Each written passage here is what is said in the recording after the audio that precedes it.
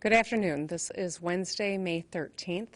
Thank you for tuning in. I am joined today by Dr. Janae Caldoun, our Chief Medical Executive, Maureen Francis, the President of the Michigan Realtors Association, and Rachel Lutz, the owner of the Peacock Room in Detroit. I want to take a few moments to acknowledge someone close to me who recently passed from COVID-19, my friend Morris Hood. Morris Hood III was someone with whom I served in the legislature and became very close friends with. He was a state senator who served the people of Michigan's 3rd Senate District in Dearborn, Melvindale, and Detroit for 8 years. He served 3 terms in the House, representing the people of Michigan's 11th House District in the House of Representatives. He was a dear friend, and a touching obituary was written about him that he came in the son of a giant and left a giant himself. He was a proud Detroiter and continued the family commitment to the service of his community. There was not a more loyal friend, thoughtful advisor, or quicker wit. Moe was the type of guy that lit up the room and made you glad just to be there. He is doing that in the next life now, and those of us he's left here are better off having known him. May he rest in peace. He was almost 55 years old. My love and prayers go out to his beloved family and his many, many friends who grieved this tough loss. I know there are a lot of people in this state who don't personally know anyone who's gotten sick from COVID-19, let alone died. But what we need to remember is that these deaths aren't just numbers. They were real people, our fellow Michiganders. They had men and women who loved them, husbands and wives and children and grandkids. We owe it to them and to our frontline heroes to see this through, to get through it together.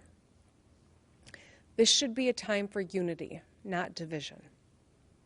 We must continue to protect one another. We must all continue to do our part to save lives. The majority of people in our state are doing the right thing. But as we begin to carefully phase in sectors of our economy, and as more Michiganders return to work, those who aren't able to go back yet need to continue to stay home, to stay safe. And when you have to leave your home, to be smart, to wear a homemade mask, stay 6 feet apart, wash your hands, use hand sanitizer. The only way we're able to take these next steps is if we continue to take care of ourselves and one another. Taking care of one another can look like a lot of different things, whether it's simply reaching out to check in on someone you care about, whether it's asking for help if you yourself are struggling. Maybe it's donating to a food bank or donating medical supplies to a local healthcare facility or first responders. I saw something really truly amazing in the newspaper. Gowns that were donated to first responders in memory of 5-year-old Skylar Herbert. Skylar's mother, Lavondria, said that her daughter was always putting toys aside to give to her friends.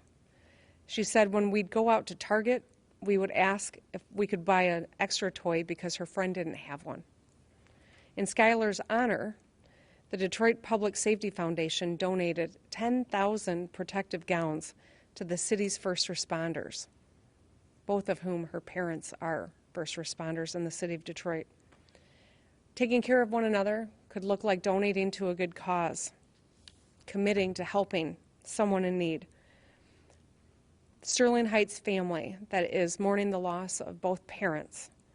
The United Community Family Services and the Chaldean American Ladies of Charity, are collecting donations to help a Sterling Heights family of 3 children who lost both their parents to COVID-19. If you can, do some research. Find a good cause so that you can help out your neighbors and fellow Michiganders. And remember, there are people across the state who need help. And if you're one of them, ask for help. I know it's hard. It's been a long 9 weeks. It's hard to believe it's only been 9 weeks in some regards. We can't just flip a switch and resume life as it was beforehand. We have to turn this dial slowly and re-engage in a smart way that'll protect our families and our neighbors and our friends and our businesses. There are a lot of businesses that have stepped up in this time. I want to acknowledge the Coca-Cola Company in partnership with Great Lakes Coca-Cola Bottling Company, MakersRespond.org, and Boyd Corporation that donated 65,000 plastic face shields to the state of Michigan to help protect our frontline workers. The Coca-Cola Foundation has also recently awarded more than $300,000 in grants to the local Boys and Girls Clubs and Food for Sharing organizations in Michigan to support COVID-19 programs. And also, Mohammed Kazi, owner of Sienna Healthcare, has personally donated 210,000 nitrile gloves to the state of Michigan, 10,000 surgical masks to the Wayne County Sheriff's Department, and has partnered with Detroit Rescue Mission Ministries to deliver food boxes to seniors in many communities. Thank you. Thank you to all of you who've done some part in helping others. This morning, my administration announced that the state of Michigan will participate in the Federal Unemployment Insurance Agency Workshare program to help offset budget implications as a result of the state's response to COVID-19 pandemic. As a part of this program, impacted state employees will take 2 temporary layoff days per pay period, beginning on Sunday, May 17th until July 25th, which will result in an estimated $80 million in decreased wage costs. Thank you to the state employees for doing your part. Utilizing this federal program allows the state to both protect paychecks of our state employees so they can continue to support Michigan families and ensure that essential services for Michiganders continue on without interruption. This federal program allows the state to keep employees working with reduced hours, while employees collect partial unemployment benefits to make up a portion of lost wages. Impacted employees will retain their health insurance and benefits will automatically be enrolled into the unemployment process to help ensure that they've got the support they need during this challenging time. State managers at the 17 level and above will not participate in Workshare, but will instead be taking a layoff day every other pay period, resulting in an approximate 5% reduction in gross pay. Over 31,000 state employees will be impacted. I know this is going to be a big change, and I know how important it is for our leaders to lead by example. And that's why last month I've announced that I've taken a 10% pay cut and have asked my executive team, all of whom are participating, to take a 5% pay cut for the remainder of the fiscal year. I'll continue to work hard to protect our state employees and ease the pressure that this crisis has put on our state budget. State employees do amazing work on behalf of the people of Michigan.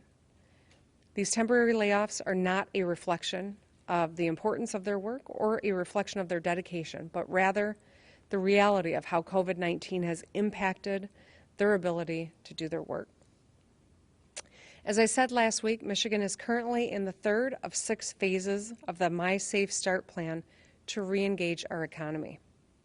We're in the flattening phase where case growth is gradually declining. We got here because we took aggressive measures to fight COVID-19. This graph will show you what would have happened without aggressive social distancing measures put in place. It's really pretty stunning when you take a look at it. If we had not taken the action that we did, more people would have died and the disease would have spread much further than it has. The current Safer at Home order is in effect until May 28th, and Michiganders must still wear homemade masks and practice social distancing when they need to leave the house. Thank you. I wanted to give you an update on testing. We've continued to ramp up our testing. We're testing more people, and the percentage of positive cases has gone down. As of Sunday, the percentage of positive cases was 6%, the lowest it has been since March. Our state is 7th in the nation when we look at the total number of people being tested, and 14th when you parse it out in daily tests per million. We have more work to do, but we have made great strides. Our goal is to test 450,000 people in the month of May.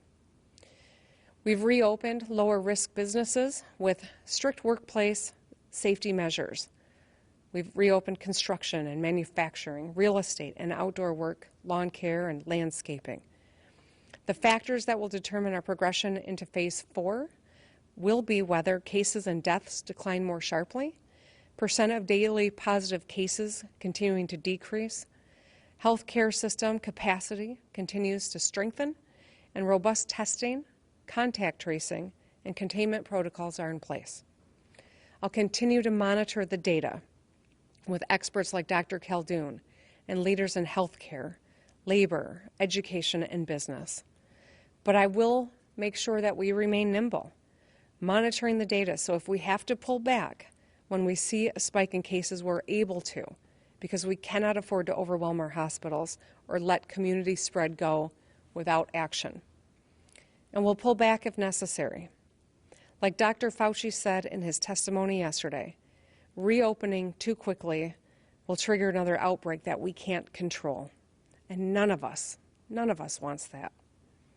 The red area on this slide shows us that without the stay home, stay safe order, the median estimate is that we would have had 32,000 more cases today, and at least 3,480 more deaths. Not to mention that we would have likely overwhelmed our healthcare system, and so outcomes for those positive cases would have been worse.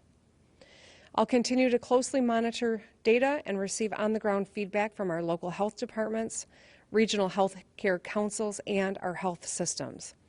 And if necessary, we'll move back based on those factors that I cited moments ago. So remember, this depends on every single one of us. There was a map in the New York Times that showed Michigan activity has increased. That's concerning. It's concerning because we know that you don't see the impact of a decision until about 2 weeks. And so right now, there are a lot of signs to feel positive about. But if this activity from the last week results in a spike, we'll see it next week, and we may have to take action or slow down. And that's why it's so critical that everyone continues to do their part. Every one of us has a role to play, and the vast majority of people in our state have been playing that role and doing it well. Thank you, but let's not let our guard down now. It would be a travesty if the sacrifice we've made was made in vain and we see numbers climb because we've dropped these social distancing and safety practices. So please, keep it up. Today, I'm joined by business leaders from across the state who are committed to ensuring the safety of their employees and their customers. Rachel Lutz from the Peacock Room in Boutique in Detroit has moved her business to online sales, curbside pickup, and porch delivery. She's gotten creative to meet the needs of her customers and doing so in a way that is safe.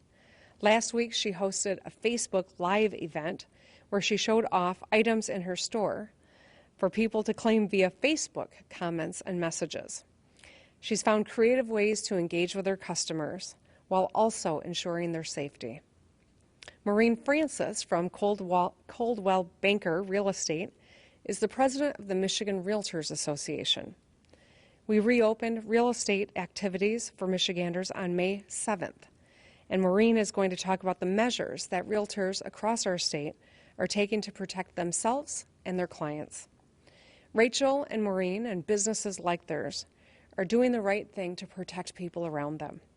They're committed to ensuring the safety of their employees and their customers as we continue fighting this virus. And I want to thank them and every Michigander and business that has stepped up in the past 9 weeks. Keep going. Keep going. I know this is hard, but every person doing their part could mean less time that we spend fighting this virus, less lives lost, less economic pain. Every person who keeps doing their part will help contribute to us reaching the next phase of engagement. So please continue reaching out to your loved ones, whether you're living with them or it's over the phone or over Zoom. Like my friend Moe Hood, who I mentioned earlier, used to say, enjoy your family, enjoy your spouses, tell them that you love them, every day because tomorrow might not be here. Stay in touch, stay safe, and please keep doing your part. I promise I'll continue to do mine. With that, I'd like to invite Dr. J up to the podium.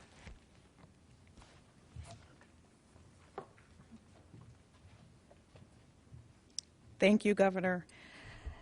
I'd like to also share my condolences to the family of Senator Hood. As of today, Michigan has 48,391 cases of COVID-19 and 4,714 deaths. The number of cases per day per million people, which is how we measure it, continues to decline at the state level. However, not all regions are experiencing the same decline. While we are seeing cases decline significantly in southeastern Michigan, this area of the state still has the highest daily number of deaths per million people compared to other regions of the state. We're also seeing new case counts in western Michigan similar to those in southeast Michigan. We also know that our local health departments are actively investigating COVID-19 clusters in multiple parts of the state. Identifying these clusters, aiding facilities in stopping the spread of these outbreaks, and supporting those infected by the disease are critical parts of our public health response. The best way to identify these clusters is through testing, which we keep reiterating. We are continuing to ramp up our testing across the state. We've performed more than 317,000 tests in the state so far, and we've been surpassing 10,000 tests a day for the past several days. As testing increases, the percent of those testing positive also continues to decline. And since March, we've had an overall positivity rate of 18.1%. And on Sunday, May 10th, we hit our all-time low at a rate of 6.3% being positive. This means that our efforts are working. People who have adhered to the governor's stay home, stay safe order and social distancing measures have saved lives. Without these measures, as the governor mentioned, we estimate that Michigan would have seen over 32,000 additional cases of COVID-19 and over 3,400 additional deaths. This shows how critical prevention will be in Michigan as we move forward. Basic measures like social distancing, wearing masks, and washing our hands really has to remain a part of our lives as we move forward. I want to talk about our elderly population. Because they are particularly vulnerable to COVID-19, we are continuing to closely monitor our nursing care facilities in the state. And we're getting a clearer picture as more nursing care facilities report information on COVID-19. As of this past Monday, there were 3,089 cases in 464 nursing facilities in Michigan, and that represents about 6% of total cases of COVID-19 across the state. We are continuing to expand our COVID-19 regional hubs in the state. We now have 21 of these designated nursing facilities that care for long-term care patients suspected or confirmed to have COVID-19 but do not require hospital care. We've also shared updated guidance and best practices for these hubs and continue to work with our local health departments to expand testing and prevent the spread of COVID-19. I also have to say how grateful I am for the leadership of our local health departments. They really are on the front line of battling this disease in their communities. The Saginaw County Health Department is partnering with a federally qualified health center to expand testing in minority populations. The Ingham County Health Department is actually using its own mobile dental clinic to expand testing in its community. And there are many, many more examples across our state of our local health officers really providing leadership and fighting this disease on the ground. It's this type of commitment and resolve that will make the difference in our fight against COVID-19 in this state, whether, again, it's our local health departments, our hospitals, our business sector, or our state leadership, including all of you out in the public. Social distancing is working. Our numbers are improving, but we are still seeing many more cases every day and more deaths. I encourage everyone to remain diligent, to be patient as we continue to monitor this public health crisis and slowly look to reopening our economy. Thank you.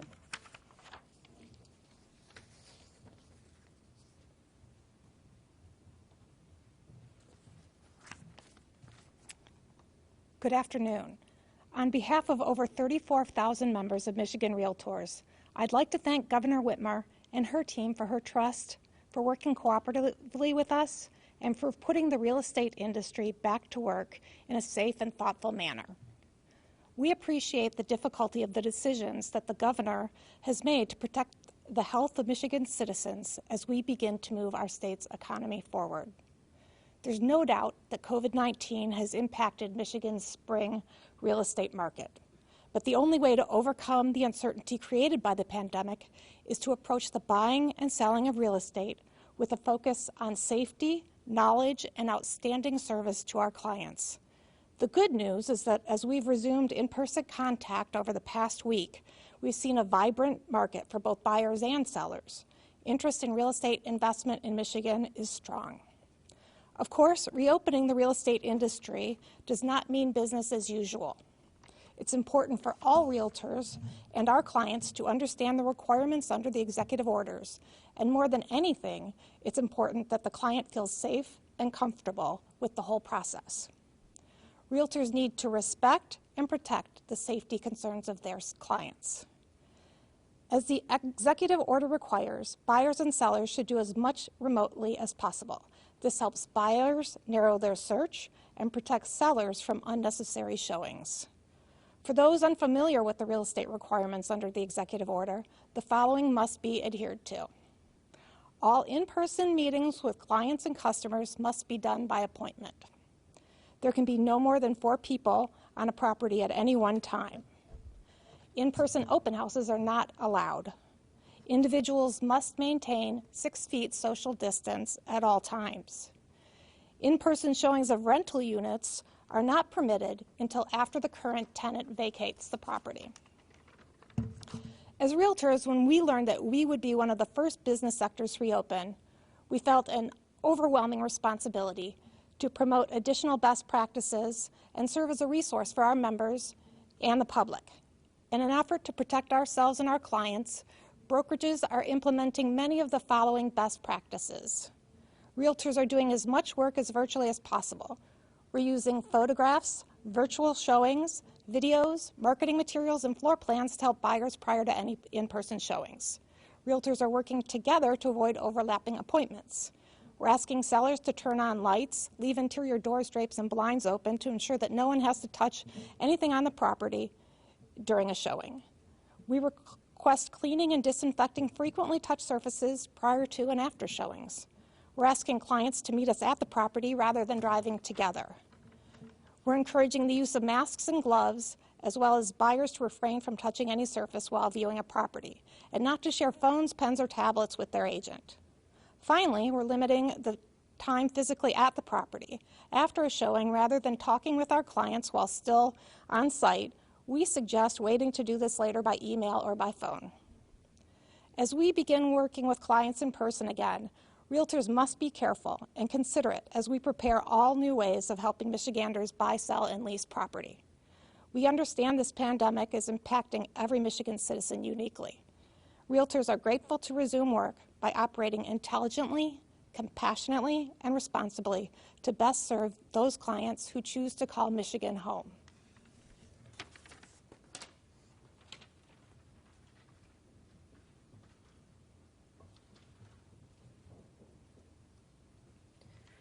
Good afternoon. My name is Rachel Lutz, and I'm the owner of 4 clothing boutiques in Detroit, including the Peacock Room. I built my businesses just after the Great Recession with no capital by maxing out a credit card. As of last year, we did over $1 million in revenue, and I employ about 20 women. It broke my heart to lay them all off. I think of them every day, and I miss my customers dearly. As of retailers are worried about what our future looks like, we are an essential part of Michigan's economy, and we are the glue that keeps our paychecks within our own neighborhoods and towns. This virus has ravaged my business. It's also ravaged my community. I've lost 3 friends to COVID-19, and I've lost count of how many friends have lost parents or loved ones. The term consumer confidence has never struck me as so literal before. A vast majority of my customers don't want to go out. If I reopen my doors to the public too early, what am I reopening to? I cannot survive with 80% less revenue and even a fraction of the same overhead costs. I'm grateful that we are waiting until my customers and employees feel safe.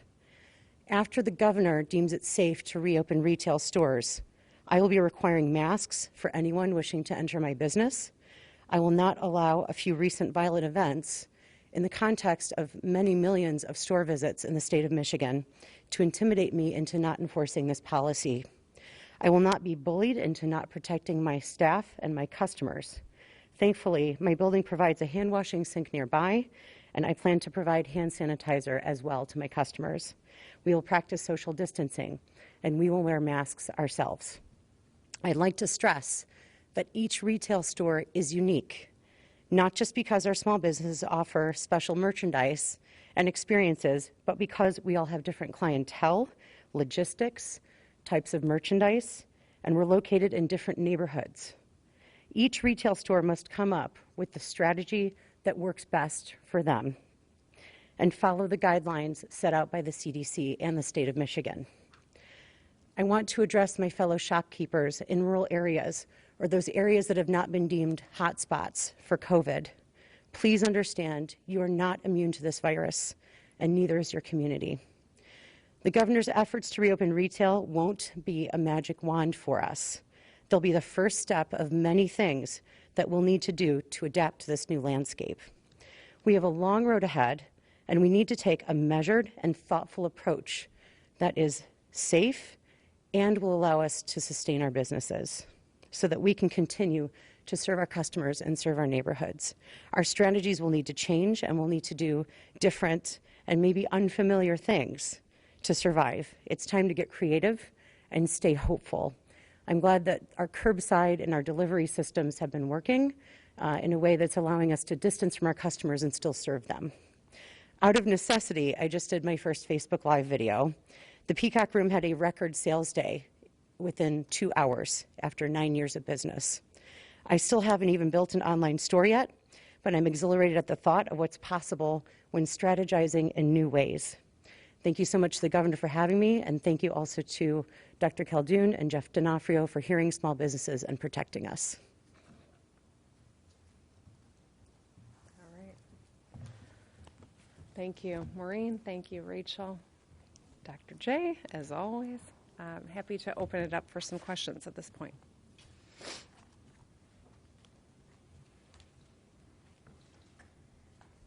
Governor, you mentioned the New York Times data that came out showing that Michiganders haven't been staying home in the last week at the rate they have been previously. Are you worried that people are no longer complying with the stay-at-home order, and do you expect to have to extend the order because of that? Well, we would expect to see a little more movement because we have released and started to re-engage sectors of our economy. But and not having had the ability to really understand the data that they're using to make these maps and ensure that it really is reflective of what we're seeing here on the ground. I am concerned. The more that people are out and about, that's how COVID-19 spreads. And we've done a wonderful job. If you have seen any of the slides, I don't know if we've got one that we can put up, but I had CNN on earlier today, and they were showing, okay, there was a different slide that I was thinking about, but that's okay. They were showing Michigan as one of the states where we were lit up as green because our numbers have dropped. And there were not a lot of states that were in that category. Most were static or increasing. The work that we've done has paid off. But we know with a 2-week lag time, we see the benefit of that work, not immediately. It takes a little while. And so if we stop doing that work, we will see the pain of that. It'll take a couple of weeks. And so my concern, of course, is that we have to stay disciplined. And it's really hard. Like, I get it. It is, predicted to have some 80-degree days coming up. It was gorgeous last night. You want to get outside. And there's nothing wrong with getting outside, but so long as you are doing so in a smart way, wearing your mask. Movement in and of itself isn't the problem. The problem is when people are doing that and they're not observing the best practices. So wear the mask, stay 6 feet away from others, make sure you're hand washing, and really Don't get out if you don't really need to. You're always safer at home. And for especially, people that are vulnerable, that is going to be the rule as opposed to the exception for quite a while. And I think this is something that we've all got to continue doing our part. We drop our guard now, all of our sacrifice will have been in vain, and we'll be right back where we were. And that's why we've all got to continue to stay disciplined here and keep doing the right thing. And if in 2 weeks we see that there is a consequence and there is a spike in cases, could there be a stay-at-home extension? Well, I mean, as I've said the whole time through, we're going to keep making decisions based on the epidemiology and the data. The good news from where we are now, from where we were 8 weeks ago, is we have built up our PPE. The good news is that we are doing a lot more testing. We're building up our tracing, and so if and when there is a spike, we'll be in a much better position to address it and identify it. But if this is community spread across the state like we saw 8 weeks ago, it would make it more likely that we have to continue a stay-home posture, and that's the last thing any of us wants. So everyone needs to keep doing their part. Thank you. Governor, this may be for you or Dr.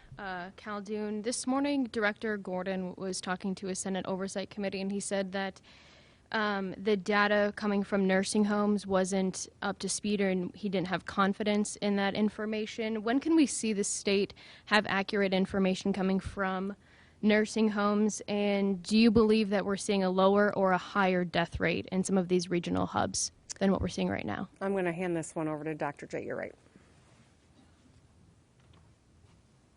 So thank you for your question. So you're right. I'll tell you, our public health data reporting systems, there's no question that they were outdated, and so now we are trying to catch up and make sure we're providing accurate data to the community, and so that we understand the outbreak.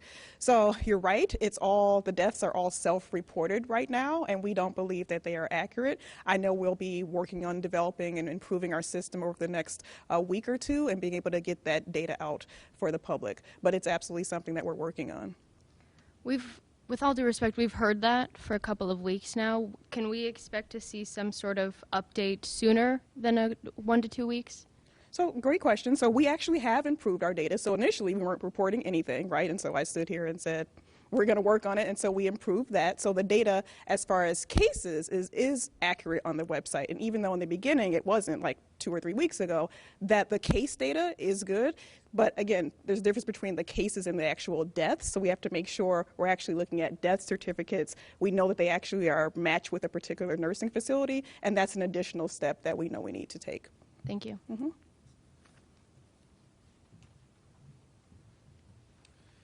Governor, you listed off earlier some of the criteria for advancing the state under your Safe Start plan from phase 3 to phase 4. You mentioned things like decline more sharply, percent positivity decreasing, healthcare capacity continues to strengthen.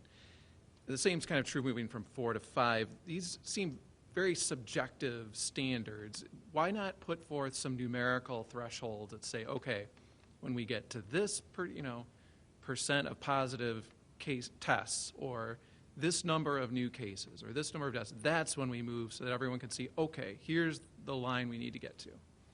So a couple of things, and then if you want to add something, feel free, Dr. J. This is a novel virus. So COVID-19 is a virus unlike anything anyone's seen before. We are learning a tremendous amount in a very short period of time. We know, we're in a much better position today than we were 4 weeks ago. Definitely 4 weeks ago, we were worse off than we were 4 weeks before that. Where we will be in 4 weeks, I don't think anyone can predict. What we do know is that if we keep observing these best practices, we're going to get stronger. We're going to be in a better position to start continuing to re-engage. There's no textbook specific number that will tell you it is safe to re-engage a particular sector of the economy. It depends on human nature. It depends on human activity. It depends on the appropriate protocols and the access to PPE for sectors of the economy. And so there are a lot of variables into this equation. We do know that when our testing gets to 15,000 to 20,000, 25,000 a day, we'll be in a much stronger position to take that next step. But our ability to do those tests is dependent on things that are not necessarily in our control. For instance, we've been really grateful that the federal government has been able to give us additional testing implements, the swabs. We were anticipating a delivery this week of tens of thousands of swabs, of very varying types of swabs. We know that different tests require different kinds of swabs, and I know people are tired of swabs. What is so complicated about a swab? They're not that complicated, but each of these tests depend on a specific type of swab. And so when our shipment from the federal government comes and it is 100% foam swabs, it means we can't execute those for all of these other tests that we have. And so it complicates our ability to meet that number so that we have a robust assessment of where we are. And so the hardship of saying by this date certain we are going to take this next step, by this particular measurement we're going to be in position to take this next step. There are a variety of things that we are looking at. I think that, in the coming days you'll be better able to assess what these next thresholds are to get into the next phase, and we will be in a stronger position to determine what that needs to look like. But there's a lot of, this is science, and this is the practice of epidemiology, and I am listening to the best minds in public health and our health systems across the state and in medicine. Dr. J, anything you want to add?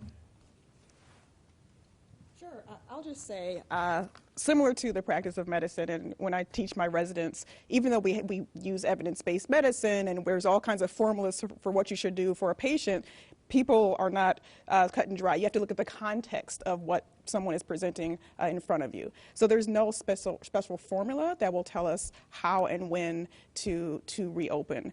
I can say, for example, we may see a certain level of cases in a particular region, but you have to dive in. Is that associated with a particular facility, a nursing facility, or a workplace, or is it that it's just broad community spread? So a number won't necessarily tell you that. We have to look at the context, and we'll continue to do that, looking at all these various variables.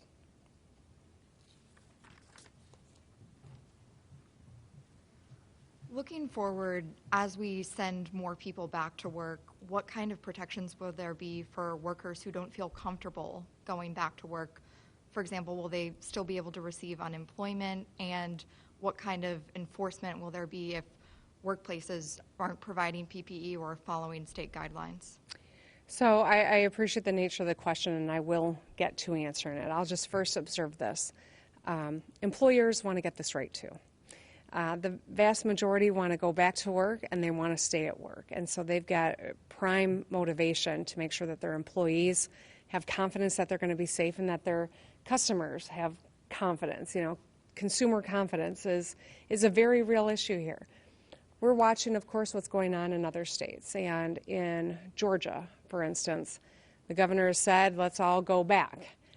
People don't buy it. They're nervous. And so even though a sector of the economy is free to engage in business, it's hard to get customers to come out because they're scared. It's hard to get employees to show up because they're scared. And that's why we've worked so closely with business to make sure that as we are promulgating best practices, they're informed by the business. State government doesn't know every individual business better than they do. And that's why we've partnered to make sure that we are really thoughtful about what it's going to take to keep people safe, because that's all of our mutual goal. Now, employees will have protections. We have taken action to ensure that employers there's no retribution. You can't lose your job for not coming to work because you've tested positive for COVID or you have the symptoms or someone in your household has. That's one of the ways that we're protecting employees. But another is to work with businesses, large and small, to make sure that they've got the PPE that they need. And through the Small Business Association of Michigan and the Pure Michigan Business Connect through the MEDC, we're matching businesses in Michigan with the PPE for their employees as we have promulgated these best practices. And I think that we will have an employer here in Michigan come in and talk about what they're doing to keep their employees safe, and I think it'll be really helpful for people to hear and understand that. As the Big Three begins and contemplates their initial phasing in starting Monday, they are, I know, working with the UAW to make sure that employees can see all of the improvements that have been made in the workplace so that they can see that their safety is paramount. And I think that's going to be needed in all workplaces, frankly. And will it be up to the state to enforce or local law enforcement if a business isn't complying?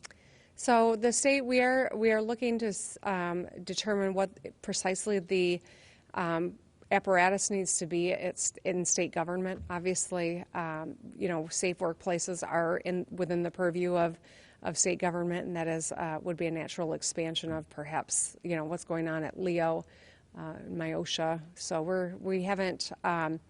I'm not making an announcement today, but we are trying to put a finer point on that. I think it's a great question. Thank you. Yep.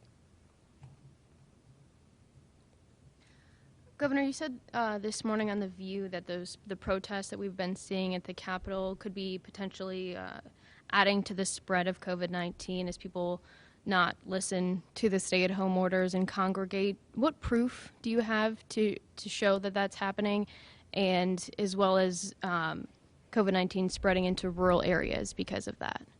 Yeah, so I think that, I saw one report. I don't have proof. I'm not following everybody home and taking their temperatures and watching them for 2 weeks. But here's what we know. When COVID-19, the way that it spreads is person-to-person contact, that it can stay in the air for a while, that it is when you're closer than 6 feet, not wearing masks. It is when you're touching one another. We saw a lot of that at these protests at the Capitol. And that's how COVID-19 spreads. We know it's incredibly contagious. And there are a lot of people who get COVID-19 who are asymptomatic. And so they're conducting life as though they're healthy because they honestly think they're healthy, but they're carrying it and spreading it. And that's how COVID-19, that's the insidious nature of this virus. And so that has always been a concern. When people congregate, they take it back to their communities. We've seen that over and over again. There was a group that did a report that they had put up a geo fence around the Capitol and then monitored cell phone data, and that it translates where we are seeing hot spots in rural parts of Michigan. I don't know the group. I have not vetted the data. I can't vouch for it, but I think that would not be a surprising outcome if that was the case. And that's why I think it's so important that if people are determined to protest, I ask that they do right on their own, by themselves, by their own health, by everyone who lives in their household, everyone that they are around, and take precautions to protect themselves, wear the mask, stay 6 feet away from other people, and that they do it on behalf of our first responders too. The police that are on site, the nurses and doctors who are stressed out because they're treating COVID patients, their local hospitals, which if they are from a more rural community, do not have capacity to meet the need of an outbreak. If it is, 25 cases in metropolitan Detroit versus 25 cases in Petoskey is a very different reality when you're looking at what kind of the ICU bed capacity is. And so I don't particularly want to see people congregating, period. We know that that contributes to spread. But if people are going to come down and demonstrate, do it in a responsible way is what we ask. Do you want to see MSP hand out tickets tomorrow for people not social distancing and not wearing masks? I think the Michigan State Police is monitoring all of the conversations around this event tomorrow, that they are prepared and are working with the Attorney General. I think we've seen some joint statements today, and I believe that if there is a reason to issue a ticket, that they're prepared to do that. I'm hopeful that they don't have reason to. Thank you.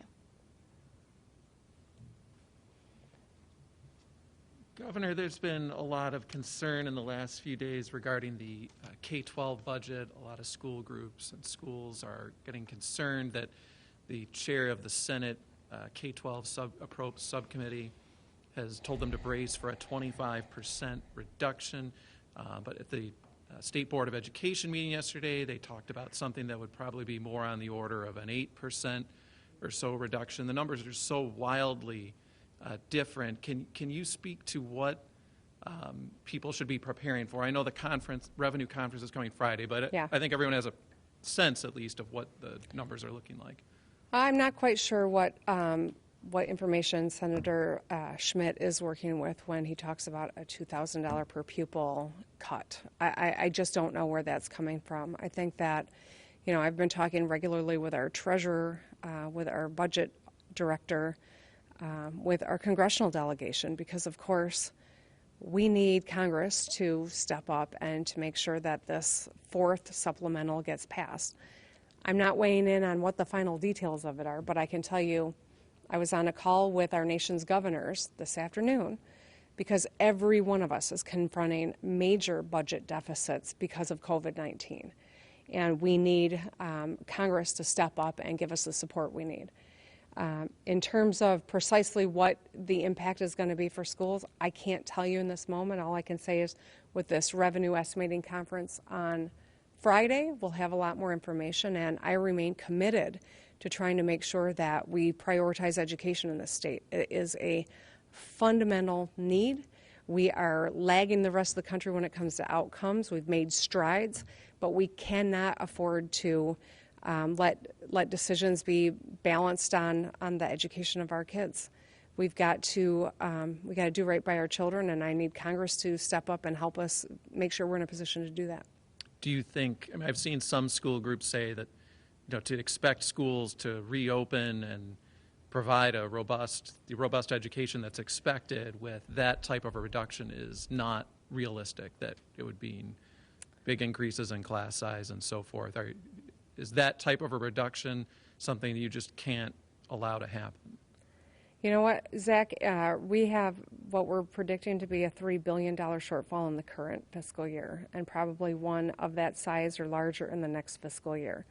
We're going to be confronted with a lot of horrible cuts, and that's why it's my fervent hope that Wayne Schmidt and the Republican caucuses in both the House and Senate will encourage our leadership in Washington, D.C. to embrace the solution that Nancy Pelosi has put on the table. I think that it's going to be really important that people put party aside and say, we got to get this right for the people of Michigan, and that's my number one goal.